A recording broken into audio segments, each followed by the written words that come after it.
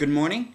This is my second video blog. I hope you guys are enjoying it so far. The redesigned site. Well, this is a different beta version that we're going on for right here. As always, I always appreciate your comments. In fact, the second video blog is in response to a comment. Anonymous questioned one of my posts, one of my topic entries about the Constitution, my belief in the protection of minority religious sects by excluding religion from the Constitution and creating the separation of church and state. Anonymous asked me if I believe that the framers designed the Constitution with the freedom of homosexuals in mind or Satanists to practice openly.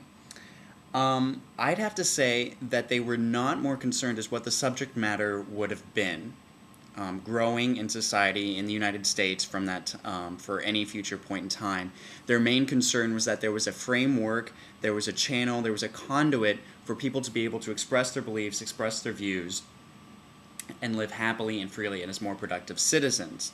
They were not so much concerned with what they believed as to whether or not they were able to peacefully believe it and peacefully live that way. So, granted, the Constitution framers probably would not have agreed with homosexuality. Some of them, it's a little bit more questionable, I suppose. A lot of them, it was a matter of convenience to write the Constitution. The framers of the Constitution, mainly around the Enlightenment movement, George Washington, you wouldn't really consider him to be a member of that, but Thomas Jefferson, Benjamin Franklin, those few names made sure that they weren't openly accepting other forms of beliefs, other different sects, but their main concern was that people could express their beliefs and express their right for freedom of speech.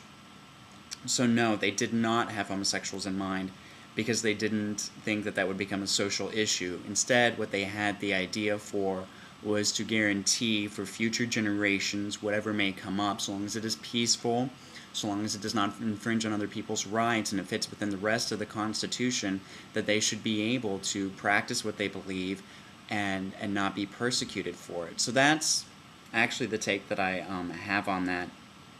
Satanists, why not? I may not personally agree with it. I don't envelop into Satanism at all, especially if it's rather negative. I don't think I could relate to it in any way, but that's their choice. It's just like me saying that I may disagree with what you have to say, but I'll defend your right to say it to the death.